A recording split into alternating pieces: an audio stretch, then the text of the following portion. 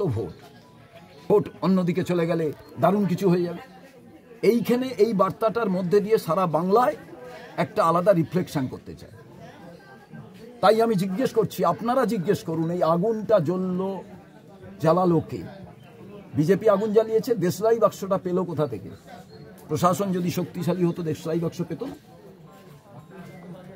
অতএব দেশলাই বাক্স যারা সাপ্লাই করবে পরে তারা বলবে আগুন লেগে গেল, জল কোথায় পাওয়া যাবে? এটা হয় না। জল হয়তো জোগাড় করা যাবে, কিন্তু তার আগে পুড়ে যাবে মানুষ। সেটাই হয়েছে। বিএসএফ ক্যাম্পের দাবি করছে ওনারা, আপনারা কি? মানুষ যখন আক্রান্ত হয় যে কোনো দাবি মানুষ করতে পারে, আক্রান্তর পাশে থেকে এবার বিচার বিমর্শ করা প্রয়োজন। এই রকম পরিবারের পাশে দাঁড়ানোটাই সব মানুষের কর্তব্য, সব রাজনৈতিক দলের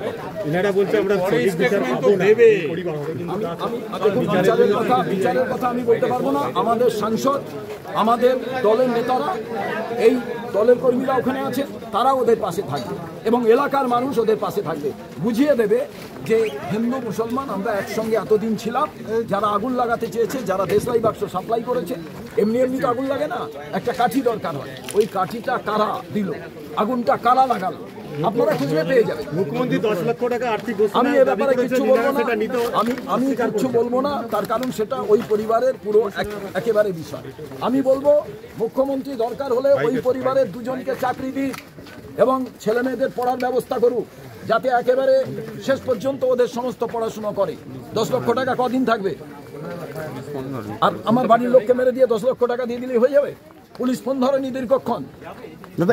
অধীর চৌধুরী বোঝাতে চেয়েছেন যে কোন জঙ্গলের ভেতরে হরিণ শিকার করার জন্য যদি বাঘ শিকার করবো বলে ভাবে, অনেক সময় হয়ে যায়। এখানে হিন্দু মুসলমান তারা কিন্তু বাঘ, হরিণ, সিংহ সব একসঙ্গে থাকে।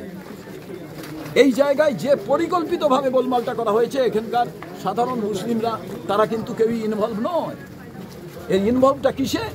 ইনভলভটা দাঙ্গা লাগাবার পরিকল্পনা যারা করছেন সারা বাংলা জুড়ে বাইনারি পলিটিক্সের জন্য, তারা এই কাজটা করেছেন এবং সেই কাজটা আগুন যে লাগিয়েছে। আমি জিজ্ঞেস করছি, দেশলাই কাঠিটা পেল কোথা থেকে?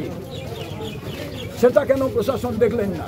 আপনারা আজ থেকে খালি জিজ্ঞেস করুন, আগুন তো লেগেছে, ম্যাচিস বক্সটা কোথা থেকে এলো? আর পরিবারের একটা প্রশ্ন যে ওরা যে কমপ্লেন করে যে সকালে 8টার সময় দাঁড়িয়ে যান এমপি সাহেব, একটু দাঁড়িয়ে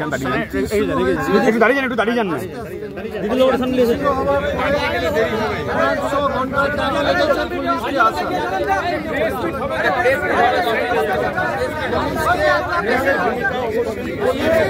পাঁচ ছ ঘন্টা লেগেছে।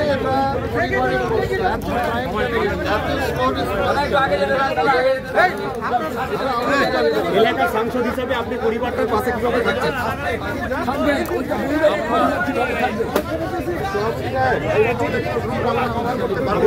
স্থানীয় সাংসদ হিসেবে এইখানে